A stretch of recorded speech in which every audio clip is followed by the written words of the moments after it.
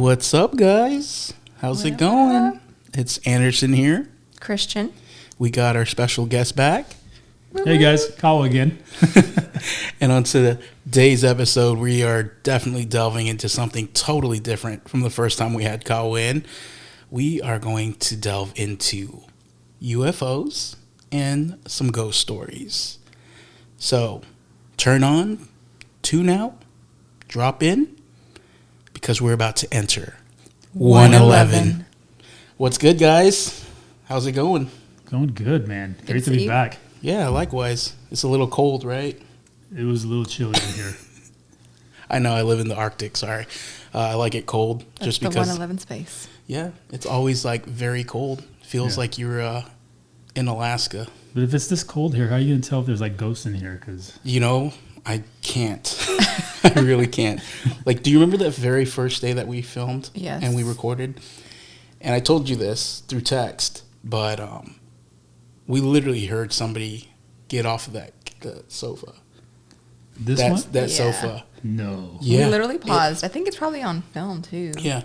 It was like, it wasn't like you have to sit and move to literally hear it. And it went off, and I was like, I just kind of like ignored it, and I was like, did you hear that? And Christian's like, yes. Anderson, we forgot to do our blessing. Oh, okay. We'll have Kawa lead us in this blessing of protection in the space of 111, especially when we're about to talk about the paranormal. You ready? Sure, ready? yes. Okay. And go for it. What am I saying? Just a protection blessing. All right, God, if you're listening. Always listening. We'd like some protection tonight as we get into this episode and talk about all the things that we shouldn't be talking about. Well, it's okay to talk about them, but you know, so we're not trying to invite anybody that's not invited into this podcast and into this space. So, bless us. Good vibes only. Awesome. Good vibes only. We got 4 angels in the house, every corner. And I'm packing. He's packing. He's just so don't mess with us. All right. So, we're really fascinated with Kawa's adventure on this series that he got to partake in on, I believe, the Discovery Channel. Yep. It was called Contact. Yeah, it was a good show. So I was able to be part of this team. This is a show on Discovery Channel. I think you guys can stream it at this point. It's called Contact. It was basically a military approach, a military investigative approach to UFOs. And so there's 2 teams, 2 field teams. It was myself and another guy who was a Pulitzer Prize winning journalist, combat journalist. In fact, he's been to several places where there's been conflict in the world, reported on it, and very famous in his industry. The other team was basically a scientist from NASA and another special operations guy from MARSOC and so those are the 2 field teams. And between the 2 field teams, we got to go to all these different countries and talk to government officials, military officials. We got to talk to witnesses on the ground and just collected as much information as we could about UFOs. And not even just UFOs, but like just historical things that have been happening in these parts of the world that could be UFO related, but hasn't been yet proven, right? So between those the 2 field teams, myself and Paul, we got to go to South America. We got the cooler gig. So we went to South America. We went to Chile. We went to Argentina. We went to Brazil. Where else did we go? Brazil. And there's another country that I'm forgetting. And then we actually, at the end of the season, went to Montana for a couple weeks. And then, Mexico City. We got to go to Mexico City. And so if you guys watch this show, you'll see the 2 field teams talking to all these different people. And myself and Paul, we got to go to South America. And so like we went to Chile, we went to Santiago. Love like Chile. Yeah, I love Chile. Chile. Chile is awesome, man. Yeah, great people, very down to earth. But also, Chile has 2 bodies of water, 2 lakes that I suppose, according to scientists in their field, is like some of the purest bodies of water on Earth. Wow. And so around these lakes is where there is some sightings happening. So we got to, again, talk to military officials and talk to some government officials. We got to talk to the equivalent of Chile's NASA and Chile's CIA. Excuse me.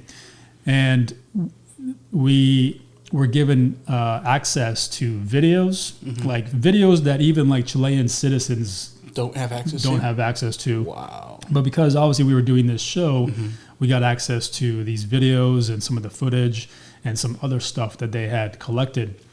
And it was funny because, like, not that we had a big crew, but the only people that were even allowed to stay in the room while they were showing this footage was one camera guy, myself, Paul, and then one of the producers. Super small group. Yeah, and everybody else had to leave. Wow. So we're like sitting here and watching these videos. And hold on. I'm sorry to interrupt you, but what are your thoughts on UFOs? I mean, do you even believe in them, or did you just like jump on the show to be like, I want to see if it's legit or not? Yeah, no, I'm glad you asked that because at first I had said no to the show.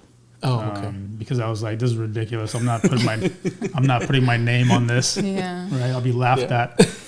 But eventually, once they kind of explained, like, no, we need somebody like you, because they knew who I was. They knew I was a Green Beret. They knew that my last job in Special Forces was Intel. Oh, okay.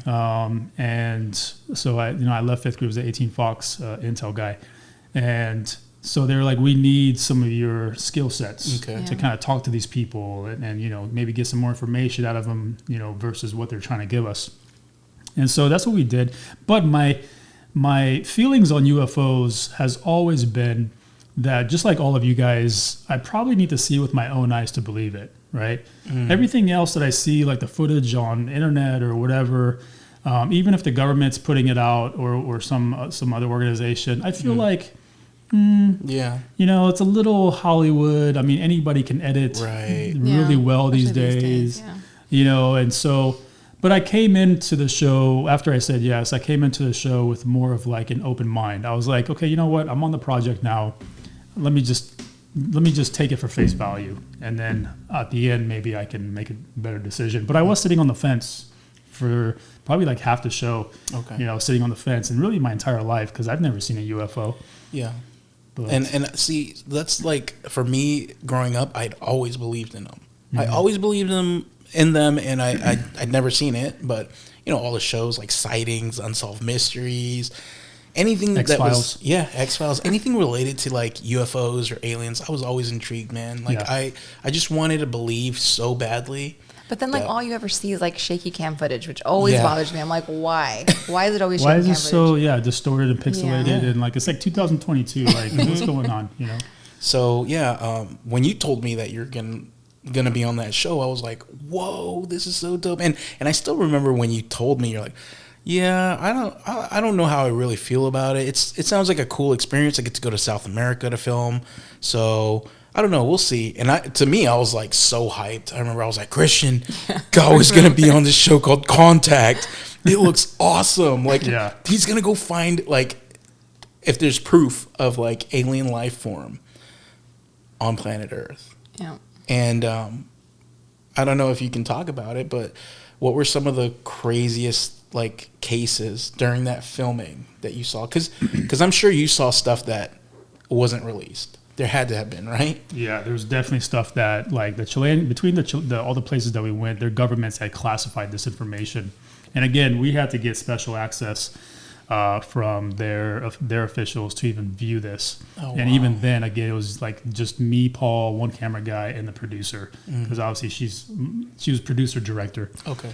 And I got to tell you, like, when it comes to UFOs, I've always believed that, spaceships or some kind of aircraft of advanced technology it definitely exists.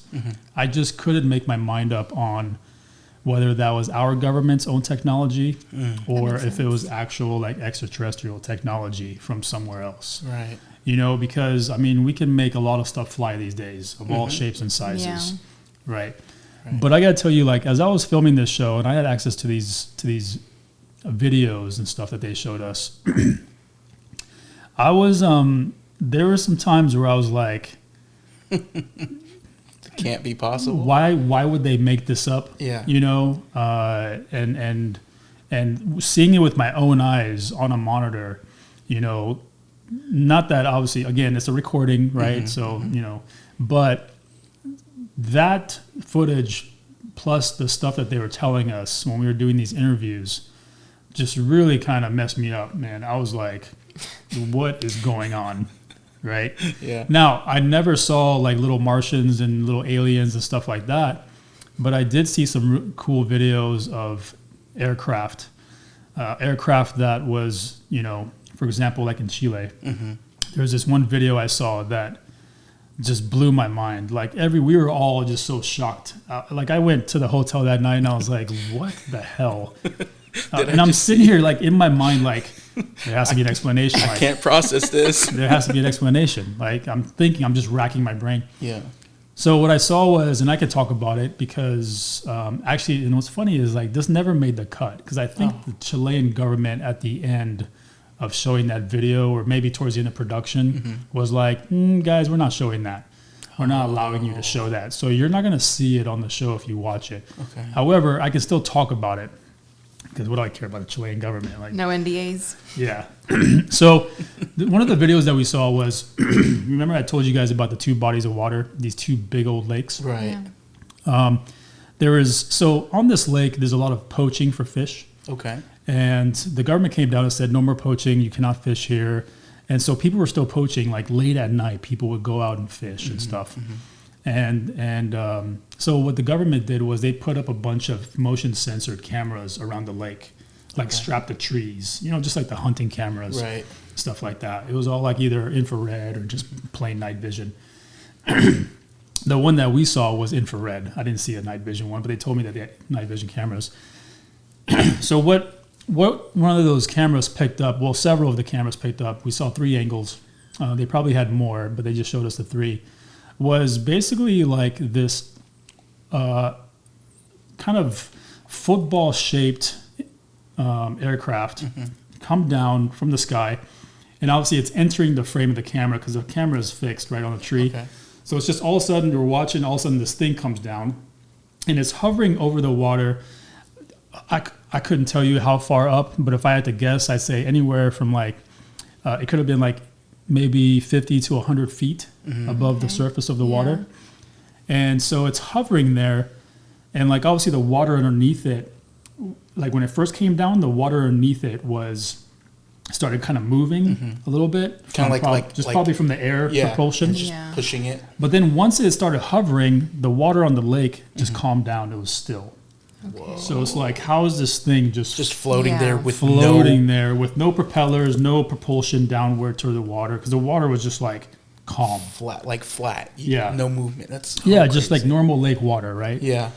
And I was just like, okay, that's so weird. And it sat there for, I don't know, 10, 15 seconds. And then what I saw next was like something I can't even explain. It started sucking up water from the lake. And like, it was just like, if you could, like, you know how do I explain it? But it's like water was coming up from the lake. Now, reminding you, like, this thing was like 50 to 100 feet maybe above the water. And like the lake water was just getting sucked floating up to it. It was just getting, like, it almost looked like it was getting sucked up. Oh, wow. Yeah, it wasn't like floating. It was getting sucked up very violently. Oh. Yeah. And there goes your poacher. Right? My fishes. Yeah. And so this water was getting sucked up, and it was sucking water up for like 3 minutes. Oh my god. Like the guy that was with us, he was like, all right guys, so it's like gonna do this for 3 minutes. We're just gonna fast forward a little bit. And like both Paul and I were like, nope, don't touch anything. We want to watch this whole thing. And we're sitting there, and both Paul and I were just like, what the hell is going on? That's so crazy. It looked like something from a sci-fi movie. Yeah. It was so weird. So sucking water up. And you're like, where's all this water going? Yeah. Where's it going? Because it looked like it was sucking up way more water than the ship could like fit. Yeah. Wow. Right? But one of the theories that we learned along the investigation, was that a lot of UFOs have been known to use very pure forms of water and H2O to basically, that H2O or whatever that element that's in there is what they use for energy to propel their ships. Bro, that's gave me the chills, because like I've been seeing all these videos of people on TikTok always talking about seeing UFOs coming up from the water. That's always been my theory. I'll tell you that. Like, because you think about how much water we have, and we haven't explored half of it. Yeah. And mind you, this lake that's in Chile, there's been like hundreds of sightings over the decades over this lake. Like, this isn't the first one, but this was the first one that they caught on camera and several angles with those hunting cams. And so this thing is sucking up water. And we're just like, what the heck? And then all of a sudden it stops. Like the water just falls back naturally, like with gravitation, gravity just falls back to the lake. And then it just hovers for another, like, I don't know how long it was, maybe 30 seconds, maybe not. But after that, it just shoots up in the air. Just gone. Like, just shoots up, like from standstill to like full freaking Mach or whatever. It just shoots up. You're like, I don't even know what Mach it would be. No, I don't. But here's the weird thing, is that normally when something moves that fast over something like a fluid, the fluid reacts. Right. Yeah. Right? Yeah. But the lake was at a standstill. Nothing was moving. How does that That's even when it took off like that. Somehow it like just, I don't know, like it's centered its energy somehow that where just nothing else gets affected. But it just took off. So that's the video. That's all we saw. Right. But then it's everything else that came after that was really like tripping us out. For example, when the officials saw this video and they analyzed it, they're like, well, why don't we do a water, why don't we do a test on the lake to see its elevation? Or like see if like radiation's in the water or anything? Well, maybe they did, but they didn't tell that to us. The only thing they told us was like, we checked the water levels. So they went out there like 2 days later, because I'm sure they were freaked out or whatever, but they went out there 2 days later, they checked the water levels. The lake had dropped 8 inches in water level. 8 inches. 8 inches on this lake is like trillions of gallons of water. Oh my gosh. Right? And they're like, even if it was 1 trillion, like you're talking about like multiple football stadiums and shit. Like it's just, so we're just like, what? And they showed us the proof. Like they went out, they took photos, they had measuring tapes, they did everything. They showed us like the last survey that was done on the lake was like a month and a half before that. And the water level was at 8 inches and it dropped down 8 inches below that after that event. And they were trying to figure it out. They did a whole investigation. This lake was being fed. Well, I'll get to that here in a second. So they did some other testing and everything, but and they started talking to. There's one guy on the lake that kind of runs the maintenance for the lake. He also kind of protects like the caretaker. Yeah, the caretaker of the land or whatever like that. They talked to him, and he gave his own story about seeing this thing. So from the information that he gave to the officials, plus their own investigation, they estimated the size of this aircraft. The size of this aircraft on the monitor that we were looking at looked maybe no bigger than like the Goodyear blimp. Okay. Right? And not that the Goodyear blimp is small. That's huge. Yeah. It's big. But they're saying that this thing was the size of 3 football stadiums. What? Yeah. That's like a mothership, bro. It was the size of 3, like, because I'm just doing all this, like, calculations on distance and everything and the height. And so they estimated that this ship was the size of 3 football stadiums. There is no ship on Earth that's that size or even close to that size. However, it's just data that they're showing us, right? So they can show us anything they want. I was just really, like, blown away by the video, but also seeing all the actual evidence from the lake level data, and where it had actually dropped 8 inches. So that video alone which was, I mean, in the first couple of weeks, because Chile is the first place we went. Okay. I was just like, oh my God. Like, We're off to a good start. yeah, we were off to an amazing start. I wasn't a believer, but So I then, love that it's only like with pure water, not like Galveston water. Like, you know what I mean? Like, Yeah. it's like it has to be the purest. The purest. Man, these are some bougie aliens, if you ask me. dirty freaking, Exxon water. yeah. No, that's wild, man. It's crazy, Super right? wild, That's yeah. super crazy because How did you sleep at night then? yeah, That night I didn't sleep, honestly. gonna okay, say. yeah, because I'd be like trying to figure out like what I just saw. It wasn't even like I was scared or anything like that. I think I stayed up that late because I was like literally trying to figure out How to You just- explain yeah. it? how to explain that. Gotcha, man. That's so insane because all the reports, especially as of recent, it's a lot of things in the water. Like they're finding you know, like that the fighter jet guy, the pilots that captured that little Tic Tac flying around. Yeah, that was like off the coast of San Diego or something like that. Yeah, and the same thing. This Navy guy saw a ship come out of the water, float over, and then just poof, gone. I mean, you think about how untapped, you know, like, and deep it is, and you just anything. What if they're like driven by like mermaids or something? Okay. I mean, maybe that folklore has some validity. I don't know. Could be, man. I mean, there's got to be it's something in the water. like Abyss. You remember that movie Abyss? Like Yes. James Cameron. Yes. Like, hey man, that's pretty close The because lost city of Atlantis, maybe. yeah. But so the lake was being fed by a stream. Okay. That stream was coming down from a mountain. Oh wow. So it's not like the lake just had this really pure water. It was Right. the water was being brought in Okay. by this mountain. So we took a helicopter ride up to this mountain. Mm-hmm. The top of this mountain looks like a volcano.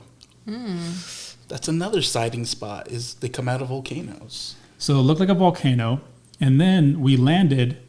And guys, like I am not kidding you. When you watch the show and you get to this episode, from what the lake looks like to where the top of the mountain is, it's like Earth to Mars. Whoa. Wow. Because the dirt up there is red.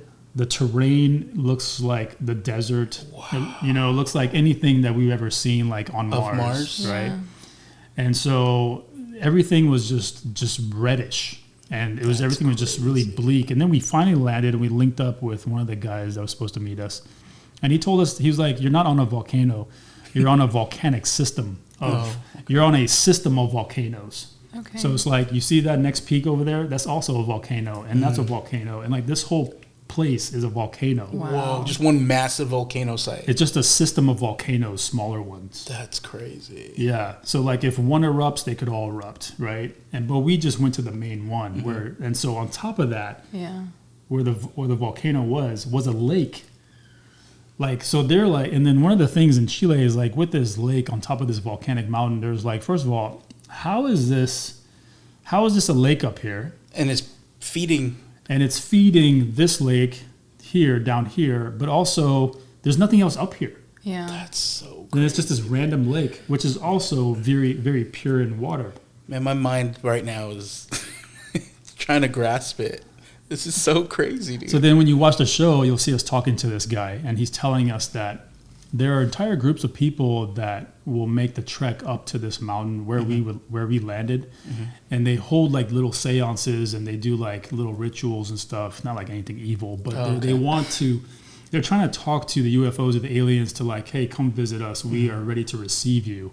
They go up there all the time. Like they said, the last group was like 40-something people that just go up there. They camp out for the night. They build a bonfire and they just like. Like a cult. No. That's that CE5 group. It's run by Stephen Greer. Yeah, I guess you could call it. No, it's not a cult, but it's basically they get into these huge groups, just like that, like at a campsite or somewhere outdoors. Okay. And basically they meditate really like pure thoughts and basically saying like, whatever's out there, like, we're accepting of, no harm, like we welcome like whatever you are. And they've been able to capture like weird like entities or like they'll feel presence behind shaky them. cam footage? No. Okay. I mean, these are pictures, they're stills. But I watched a documentary on it, and it was really interesting. But that's like a new thing in the last few years. CE5. So that's probably where they're going because of the how active it was with UFO sightings. So he was telling us that because this group has gotten bigger and bigger over the years, because every time they come up there, they see something. Whoa. Yeah. Okay. They like every time they go up there, they have a sighting. Mm-hmm. You know, it's like almost like they're communicating. At least they claim, right? This guy, I asked him, I was like, "Have you ever been to one of these?" He was like, "No, I haven't, but I know people who have," and they said that there's been sightings all over these volcanic, this volcanic area. Mm-hmm. And so that plus the lake, that whole area is just saturated with sightings. So we were, I was just like, what the heck? But when you go up there, you get this eerie feeling. Oh. Right? Like eerie is like bad, or eerie is just it's unknown? Not. Yeah, unknown. Yeah, okay. Unknown, like something's not right. Oh. Okay. Not could necessarily. that have been influenced by what you had just seen? Like, no, see, it's just like the...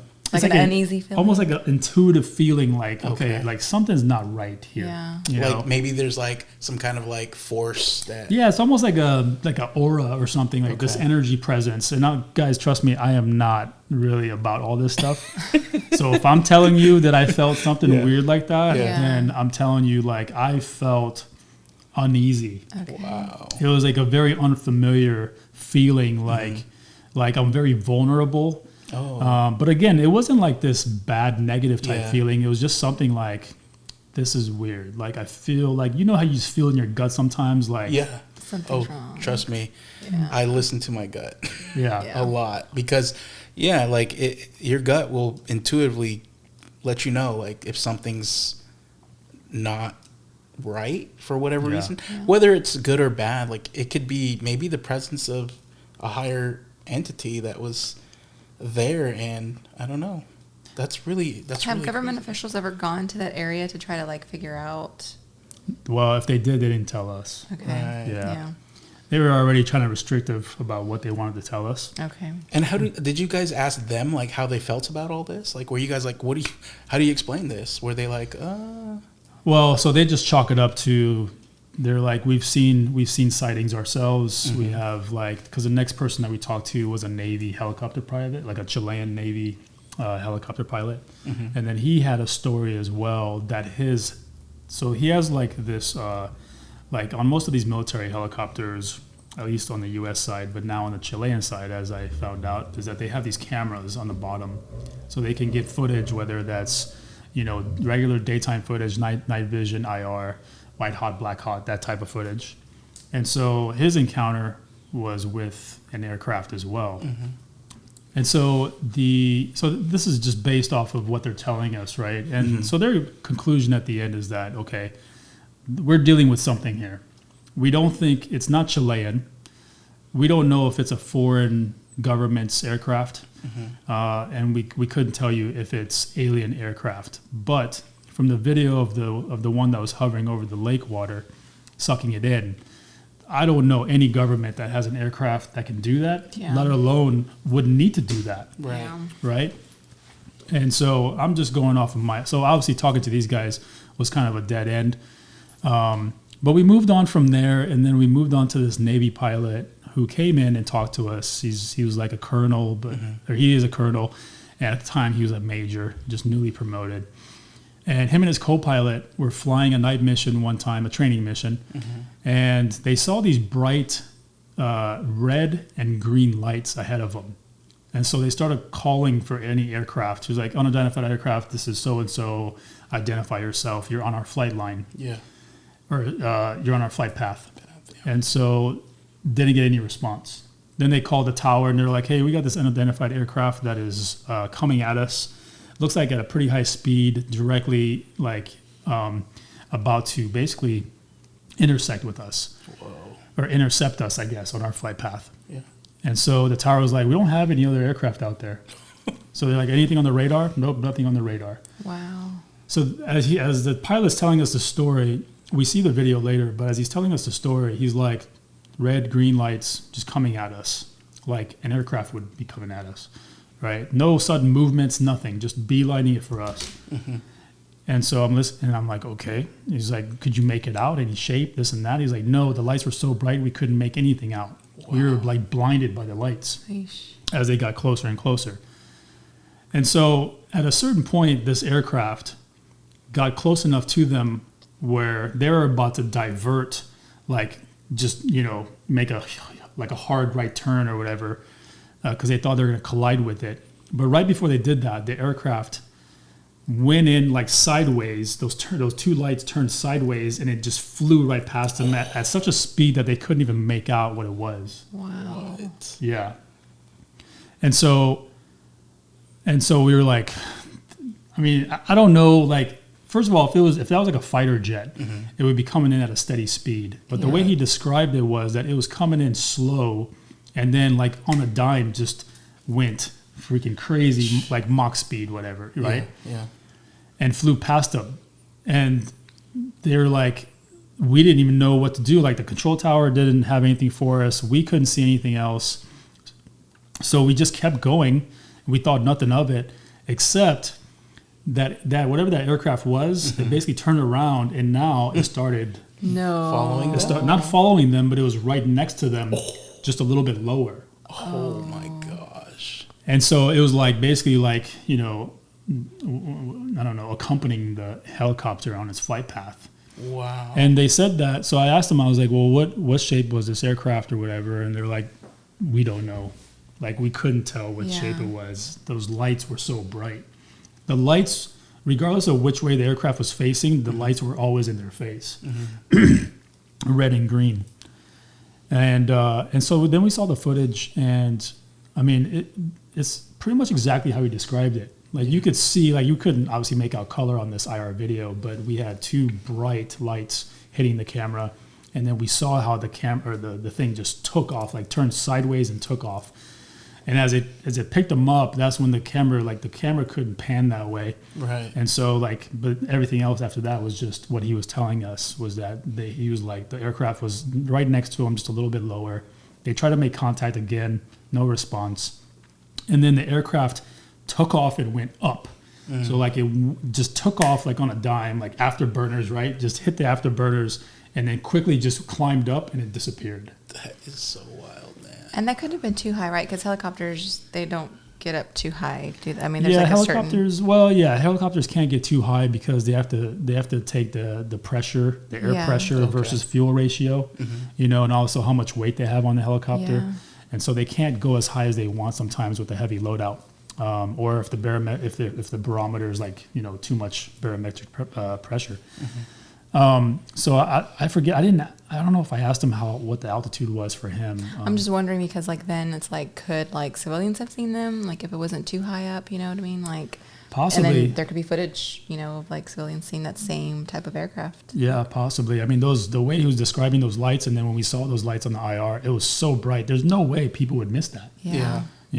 But so that was the two things in Chile that really just stuck with me. Just kind of mind-blowing, huh? Yeah, and I was like, a jet, like a fighter jet, even like the slowest one out there, couldn't slow itself down to like the speed that the helicopter was going. There's just no way. They're not designed that way. Now, if it was like a Harrier, they could, because Harriers have different propulsions, and they can almost, they can move their engines to just float if they wanted to. But I don't know of any other jet that can slow down to what that helicopter was going. And I forget the speed that he said, but it wasn't fast at all, even for a helicopter. Because again, it was a training mission at night. So of course they're going to be on the side of safety, right? But yeah, the way that thing slowed down and the way it took off and everything, and how he couldn't even make out a shape. And there was no shape on the camera because the IR lens, or the lens on the camera, was getting just washed out. But the way it moved to me was like, what could that be? Yeah. There's no way that's like a man-made aircraft. And it's weird because a lot of footage that you see of UFOs, they're always like a weird shape, like a saucer or like a round, like a football, or or I don't know if you guys have seen those little rods that get captured on certain cameras. They fly through the air super fast. Yeah, the rods. Yeah. And it's you just wonder what is that? What is it? Something that's moving so fast that our eyes can't see it, or You know, what's causing that to happen? Yeah, it's almost like a lens distortion or something like that. But maybe it's just the technology that they have. Yeah. Where they can kind of interfere with, anything that's recording. Almost like when you jam a radio signal or something like that, or a cell phone, we can jam frequencies. Or do you think it's like, I don't know, I remember hearing this growing up in high school where, I think the conquistadors were going to like these native islands, and like the people that were so tribal couldn't grasp the concept of like boats, so they didn't see the people on these boats going up to shore because in their heads they've never seen anything like that. Could it be the same situation where like our minds are slowly starting to grasp like another version of like possible like ships that we're starting to see more frequency of like UFOs, because now we're like maybe changing our frequency as well as we're progressing and evolving as humans. Yeah. Because you know what I mean? Like a ship appears on an island and people that don't know what a ship is, they looked right past it. Yeah. They didn't even see the people on the ship. Yeah, it's almost like I think what you're saying is like they think that our minds or we as human beings are advanced enough for them to like maybe show themselves a little bit. Yeah. Right? Or maybe even not necessarily communicate. Maybe they have. Yeah. But at least like, okay, maybe we can show ourselves Maybe more. they are there, but we just haven't. I mean, maybe they've been there the whole time. Who knows? Maybe they're at the bottom of the ocean, or maybe they're on the dark side of the moon. I mean, who knows, Yep. Where they could have been. I mean, people are claiming that there are clouds. Like, you ever seen the videos of like one single cloud over a mountaintop? And like the people are like, why is there one single cloud? There's no other cloud in the sky except over this mountain. There's like one single cloud. Well, there is like some science to support that, right? With like the way air circulates, and you have this big rock. Of course, the air kind of has to divert the way it's circulating, and all of that kind of probably matters. But I'm not a scientist in that aspect, so I wouldn't know how to even describe that. But people are saying that those aren't clouds; those are UFOs, kind of disguised as clouds, which is a little kind of far-fetched. But if they're hiding in the cloud and they've created a cloud to hide in, then that makes sense. Yeah. It would be the perfect way to camouflage. Just blend in with the rest of the clouds. So you did a tour like globally for all of those sites. Did you have any here in the U.S.? So we went to where was it, Montana? Yeah, we went to Montana at the end of the show. Which, if you guys watch the show, you'll see it. We went there because since what was it, like the 1950s or 1960s, there's been a outstanding like number of reported cattle mutilations. Oh. And I mean, the way these cows have been mutilated is technology that doesn't even exist today. Like super precision. What do you mean? Like super precision lasers that can cut into flesh. But not just clean cuts, but then remove organs without spilling a drop of blood. That's crazy. What? Yeah. And we're talking about we talked to two guys in Montana that they're old, man. They're like in their 80s. You'll see them on the show. But they spent the second part of their lives. They were two cops, I think. And they're like retired now, of course, but now they just dedicate their lives to like these cattle mutilations, trying to get to the bottom of it. So they had books and books of data, pictures, measurements. Like there was this one cow that they found, and we visited the ranch that this cow was found on. But this was like, I forget how many years ago. They found this cow that was dead on the property, and I forget. I think one of the kids found it, and they called the parents over. All the adults got there, and they're like, how was this cow dead? Like, this cow was not that old. There's no bite marks. There's no blood on the ground. But how is this cow just dead? Yeah. Right? And so they did an autopsy. There's no, like, natural causes of death. But this cow died. And what the craziest part is that the cow was missing organs upon the autopsy, but there's no cuts on the cow. That's so crazy. And on top of that, the way when they moved the cow, there was indentation on the ground. Oh, whoa. Like this cow was like dropped from a very high elevation. Yeah. They think at this point that the cow was abducted. They did experiments or whatever, removed They it. probed it. And it's always the reproductive organs that they remove. Sometimes it's like an ear, sometimes it's like a jaw, or at least a half a jaw. And we saw those, but most of it has been reproductive organs. And so the cow was missing reproductive organs, but there was no blood, there was no cuts, but upon the autopsy it was. And so they think that when they were done with the cow, they just fucking they just threw it out, and it landed so hard that it made an indentation in the ground. Oh, wow. And here's the craziest part. You know, normally when things die, what happens? It starts to decompose, and upon the decomposition of that thing, what happens is that you start getting insects that go in there and start eating and thriving. You get wild animals that come in and scavenge. Cycle of life, yeah. Nothing touched this cow. Like, nothing would touch this cow. There was no animal prints. There was no ants. There was no insects. Nothing would go near this cow. This cow had been there, I don't know for how many days. And nothing would even want to touch. Like, naturally, things that would want to eat flesh were not present. And they just didn't know what could have happened to this cow. So that was like why we went to Montana, is to investigate all these cattle mutilations, and the things that we saw were just a lot of like super precision cuts. Now the things that these guys were showing us were like from the 60s and 70s, but the precision on these cuts into the jawline, into the skull, into the reproductive organs of these cows and stuff. I mean, laser, but there is no lasers like that, at least not on the civilian side. right? You know, maybe the government had lasers like that, which I'm sure they did back in the 50s and 60s, but they're saying that there is nothing that precise. Like, it was more precise than a scalpel, right? Jeez. On top of that, it doesn't like, there's no blood splatter.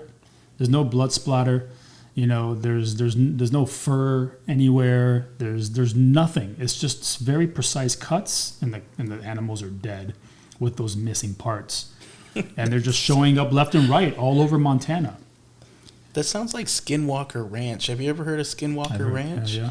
Where they have all these crazy anomalies that happen in just this one area of that. Yeah, there's a show on that. Yeah, it's so bizarre. Like, they have a lot of like animal mutilations. Yeah. They have a lot of paranormal things that happen. Like, the people that have lived there. The guy that last bought it, he was like, his last name was Bigelow. And, like, he put a ton of money into researching it, trying to figure out what the phenomenon was. And I think he gave up. He was like, this is too crazy. Yeah. And he was like, he was trying to figure out why. He gave up, like, he couldn't find anything? Or, like, no, he gave up because, like, it was just... I think he gave up because it was just too much. Like, I don't really remember the reason why, but I recently saw that he stepped away from that project. Maybe he spent too much money and was like... Possibly. Yeah. You know, because, like, their footage was, like, coming out all distorted. Like, they couldn't capture anything. There's all kinds of, like, frequency issues. And Did you guys ever get to a point on the show where you were like, okay, maybe we shouldn't be doing any investigating on this, like, because things were so weird? Like, or were you guys all just like, season 2? until next season. No, there was never a point like that where I was like, we shouldn't be doing this, except for when I was on that volcanic mountain. I was like, guys, we need to get the fuck off this mountain. Like, we need to go. Like, Yeah. I was like, don't you guys feel that? And they're like, what are you feeling? I was like, dude, I feel like this weird, like, energy around me. Like, I feel, it was almost like I felt like, I don't know, I felt lightheaded, you know, and I was like. And they couldn't feel it? Well, some of the guys, after I brought it up, they were like, oh man, I just thought that was like just me dehydrated or something. Elevation, or, yeah. And I was like, I mean, yeah, I guess elevation, but still, I was like, don't you guys get like this weird feeling up here? Like something's not right up here.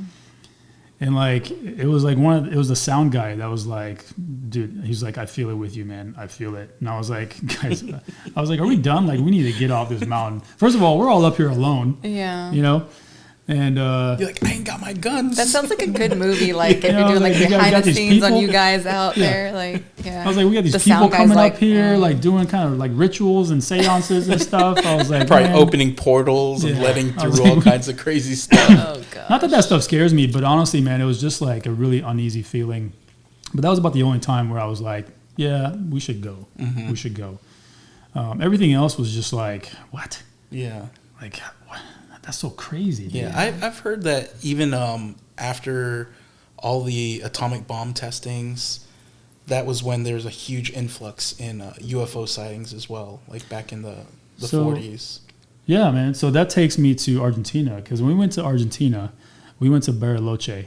Bariloche is famous in Argentina. It has there's a ski resort on top of Bariloche, and people go there from all over the world to ski. It's really nice. Okay. It's like, going to like Big Bear or something like that.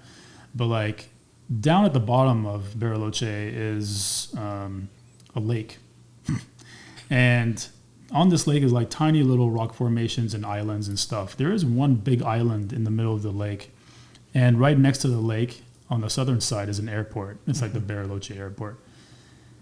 On that island, so we talked to this guy he was a retired pilot, civilian pilot.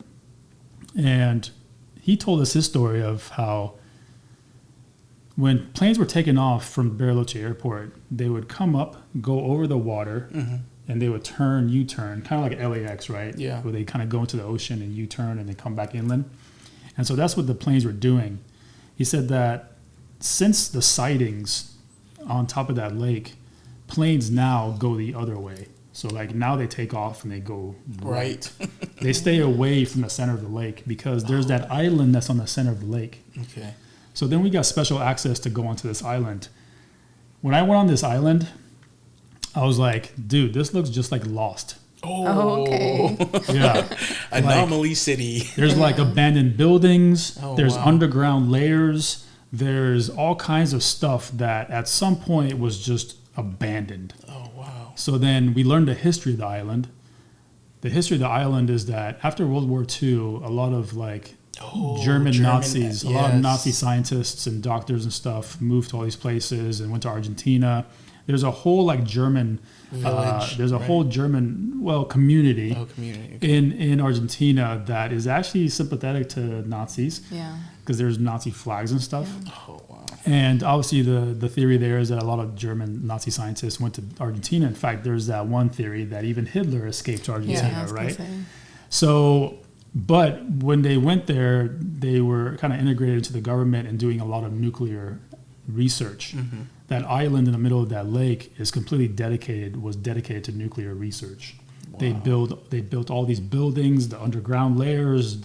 There's like these huge conductors underground, and there's like offices that look like science labs and other.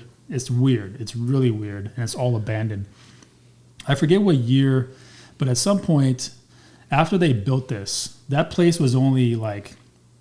They only used that entire facility on that island for like a year, and they shut it down. They spent like $80 million building all that. This is like back in the 40s, right, 50s, or whatever. They spent all this money building this research facility for nuclear power and nuclear energy, and then a year later they shut it down, and that's why everything's abandoned and kind of worn and torn. And we're like, what? Why are they shut down? They said they shut down because they got it. They started getting so many sightings over that island from like UFOs that all the workers were like, "Nope, we're not doing this. Like something weird is happening here. We're not." And so everybody protested, like, "I'm not working here. I'm not working it." So they had to shut it down, and it was abandoned. But coming back to modern day, is that the airplanes used to kind of take a left U-turn going over the lake. And now they take a right U-turn, like not going over that island, because the sightings that had been happening prior to them changing direction was basically like a UFO. But airplanes would take off, and a UFO would be directly in their path, like almost like blocking their path and like blocking them from even reaching the island. Oh wow! So then this pilot. His story also resonates on everybody else's stories, all the other pilots that shared. He's like, they take off, they come over the lake, and they see these bright lights, and something's just hovering there, and they're like, we had to divert, so they had to go right instead of making their big that left U-turn, And so even today, the planes will not go over that island because every time they do, there's a freaking UFO there, like in their path. Like right? To this every day, time. Kawa? That's what they're saying. Every Well, time. at least when when we were there investigating, they said that, you know, it's not every plane that takes off, but they said that there's been multiple sightings. Even like the last one that they saw before we got there was like a week and a half that they had saw something there. And they're thinking that this UFO is like guarding this island and other things are happening on this island, or this island has some kind of energy to it or something that's attracting UFOs. But also with the whole show and the entire investigation in general, we kind of found out that UFOs love pure bodies of water, and UFOs are also attracted to anywhere where there's nuclear energy. Because and their theory is, at least talking to some of the government officials, their theory is that they think that the nuclear weapons, the nuclear type of weapons or nuclear grade weapons that we could build would be the only threat to UFOs. Oh. Like nothing else we could hit them with would be like, you know, would destroy them or kill them or damage them. But nuclear grade weapons could. And that's why they took such an interest in these nuclear facilities, because even in Montana, the second part of Montana was that we went to a decommissioned nuclear site. What are they called? A nuclear Silo. Thank you. That was decommissioned in Montana. A different part of it. We went there, and like this thing again, just huge, like, you know, factory-looking building structure, all abandoned. It's been decommissioned. Obviously, the nukes were underground and everything, but they had so many sightings there that they set up sensors, like back in the 70s or whatever. They set up like air sensors, they set up ground sensors, they set up underground sensors, and they would send up like hot air balloons with sensors just so that if anything were to step foot in that territory, one of the sensors would pick it up. Yeah. And obviously like the MPs and security would get there. But because it's been decommissioned, you know, none of that technology is being monitored or whatever. But the kind of seismic activities that they are getting from these decommissioned silos is something that's in the air that's way bigger than any kind of aircraft that human beings or people would have. Yeah. And they're still getting these, it's like, I don't know what I could compare it to, but they're like the type of activity, the seismic activity that they were receiving on these sensors is just nothing that's man-made. Wow. You know? Yeah. And so that was kind of like the gist of the show, as far as like what UFOs were attracted to, these bodies of water and then also like nuclear sites and stuff like that. Wow. That island, guys. Yeah. So you got to visit the island. We got to go onto the island, yeah. And like, what was cool is because as soon as we docked, in fact, the guys that we had chartered a boat with initially was like, I'm not going to that island. And like the production was like, guys, like we paid you, like we need to go to the island. And he was like, not going. Like no one goes to that island. It's off limits, first of all, and everyone's scared. And so finally, like we got him to be like, okay, you don't have to come onto the island with us. Like just drop us off. And so, like, I'm looking at Paul. I'm like, guys, like these guys don't want to go on the island. Not a like, good idea. You and I are about to go on this island. But I was so stoked to get onto that island because, like, that kind of stuff is cool to me. Yeah. Right? I like remnants of history and what possibly could be there. But we get on this island, and I see like fruit trees, and like I was about to grab this apple, and even Paul was like, Kawa, I wouldn't eat that apple if I were you. And he was like, remember what this place was? I was like, oh, fuck, you're right. Like, I put the apple down. It might have been eternal life, man. Yeah, who knows, man? But, like, nuclear, nah, not touching it. Yeah. I mean, but I was like, oh, that apple looks good. But, yeah, so then we started just exploring on this island, like Paul, myself, the crew, and we just started walking around, and we were looking, and we set up a drone and everything, but it was so heavily forested that like we couldn't really see much on the drone. So we were just walking, building the building, and I was like, it looks just like Lost, like all these underground like tunnels and chambers, and like then you got these big old buildings that are like completely abandoned, and there's even some buildings that were like partially built, and then they just abandoned construction on. There's markings. We found these weird markings on the walls that like. I mean, I don't know. There were symbols. Like, I don't know how to describe them. It was like something you would see, like Hieroglyphics or something? almost. No, it was almost like some kind of like weird, like alien, like Language? but it Symbols. it doesn't even make sense, right? Yeah. And they're like on the walls, and they're like on certain buildings. On other buildings, they weren't on there. So That's super fascinating. What do you think they were marked by? Like paint, or like were they like engraved? Like what was it marked by? yeah, it looked like maybe it was like some kind of paint, but maybe it was like just old and like because it was all kind of worn and torn a little bit. But yeah, it had to be some kind of paint. Yeah. Hey, well, that was pretty interesting, man. We really appreciate all the insight on that. I would say to watch the show. Yeah. Yeah. Is there going to be a season 2? No. Oh, okay. That was it. It made him a believer, and that was it. Yeah. So, guys listening, anybody listening, if you have any experiences like that, hit us up on our pages and let us know. You want to close it out, Christian? Yeah, go ahead and send us what you have. If you have anything, we're on all socials, TikTok, Twitter, IG, at enter, ENTER, the number 1, and then 11, ELEVEN. We'd love to hear from you. There you Awesome. Thanks for Thanks, joining us, Kawa. go. Yeah, Kawa. thanks, guys. Thanks for having me back. Do a third one or fourth one at some point. Yeah. Sure. Bye. Bye.